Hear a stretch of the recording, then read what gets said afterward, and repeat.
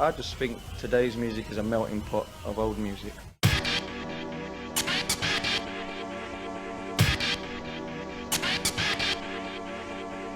This is the history of Moondance, told across 7 iconic London venues. Moondance is one of London's longest running and most successful raves. Funky, Moondance's founder and promoter, has in fact promoted some of the scene's best known parties over the past 3 decades. From elevation and innovation through to Son of Dance and Jungle Mania, to name but a few. The Elevation and Moondance events have also seen now famous DJs getting their first sets. The likes of Andy C and Shimon, who now play all over the globe. In the late 80s, Funky used to help an old friend, Mike West, better known as the Rebel MC, put on his beat freak hip-hop parties.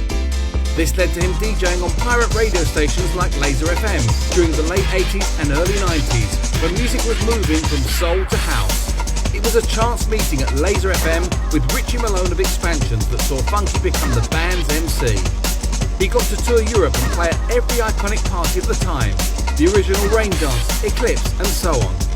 This gave Funky a taste for the rave scene and he started to put on parties.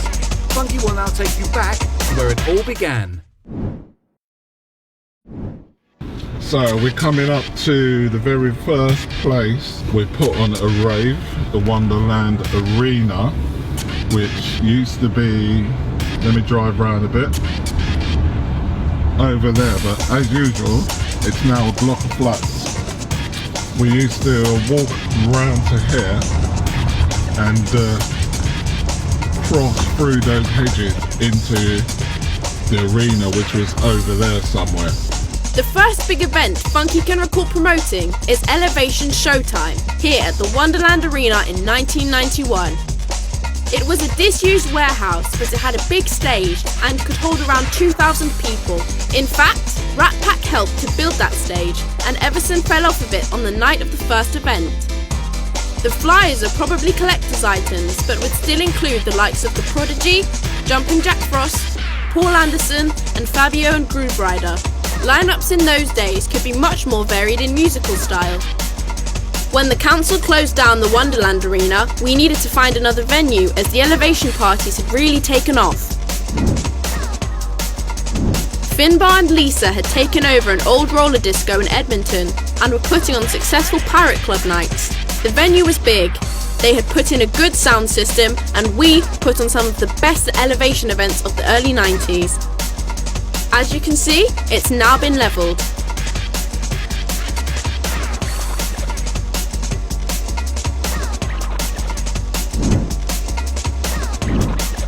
Funky had always wanted to put on a party in town, and the London Astoria was becoming popular as a rave venue. On the 22nd of April 1995, the first ever Moondance event took place, right here. As you can see, the Astoria is no longer here and is sadly missed. 800 people turned up to that first Moondance event, but it felt like 2,000. The atmosphere was amazing, and it still feels the same after 25 years. On that night, MCMC created the famous way of saying Moondance whilst doing a moonwalk on the stage.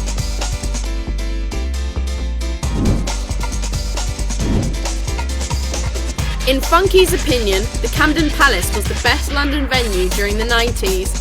So we're heading towards the back of Camden Palace now. The queue was all the way down there for the first night, all the way to the front door here. It was a bit rough around the edges at the time, but had state-of-the-art sound and lighting.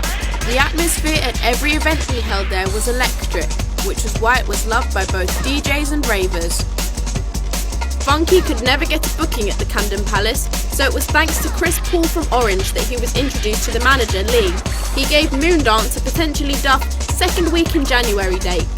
Funky will never forget that first Moondance he did in January 1996. It was still a new event, so he was only expecting a few hundred people, but it was so busy he ended up turning away hundreds.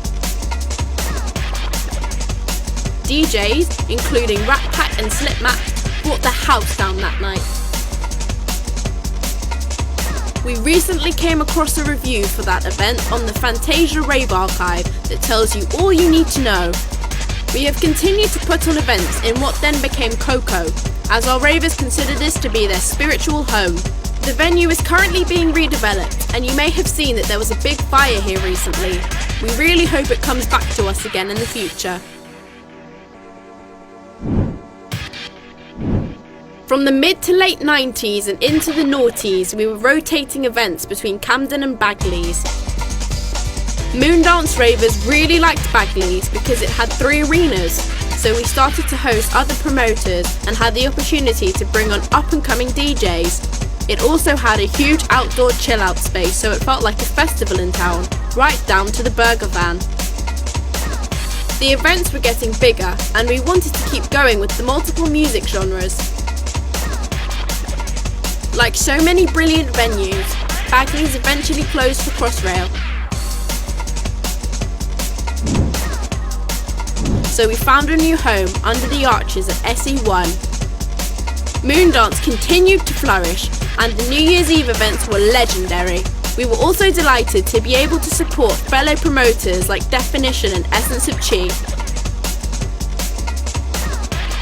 We couldn't get to all the venues today, but we also had some amazing nights at the Crystal Palace Sports Centre, Alexandra Palace, who can forget raving on the ice rink, Great Suffolk Street Warehouse, not to mention the festivals at the Olympic Park, Finsbury Park and Trent Park.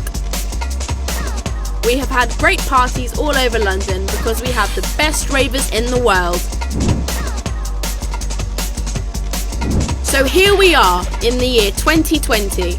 We wanted our ravers to celebrate 25 years of Moondance in a truly iconic venue, so where better than Fabric? Not only famous for its amazing sound, Fabric has become the spiritual home of the UK drum and bass scene. It's been an amazing 25 years. Here's to the next 25.